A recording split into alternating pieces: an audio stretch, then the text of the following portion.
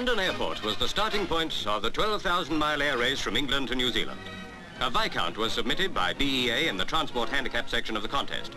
A Hastings was entered by the Royal New Zealand Air Force. 5 Canberra jet bombers, 3 British and 2 Australian, were the only entries for the speed section of the marathon race, the longest ever to be held. Wing Commander Hodges led the R.A.A.F team.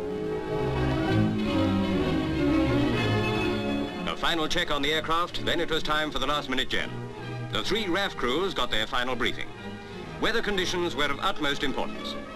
Among the navigators on the trip was Squadron Leader Currie, flying with Hodges in Canberra No. 1.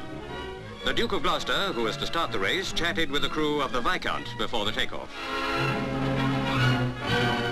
Wing Commander Hodges and Squadron Leader Currie, both of whom served with distinction in the Far East during the war, met the Duke.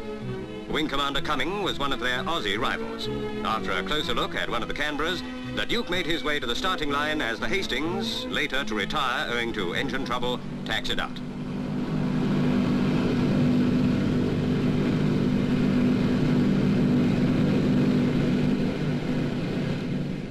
The Duke gave the signal, and the first away was the K.L.M liftmaster, which, as we go to press, seems certain of victory.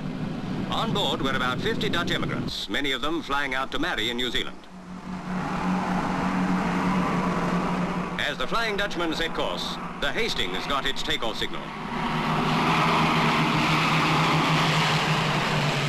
The last of the transport aircraft was the prop jet Viscount, which bore the name Endeavour, after the ship in which Captain Cook discovered New Zealand. Then came the turn of the speed merchants. Later, Canberra No. 1 had to drop out of the race at Perth. Then Flight Lieutenant Burton took Canberra No. 3 into the air. England to New Zealand, a journey of 12,000 miles.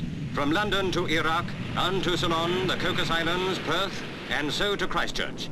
There it was officially confirmed that Flight Lieutenant Burton was the winner. Wing Commander Hodges and all his men had written a new chapter in flying history. For if top honours went to Burton and Gannon, his navigator, it was the traditional teamwork of the Royal Air Force that had done the trick. And as a team, the British Canberra crews share in the glory of a splendid and gallant achievement.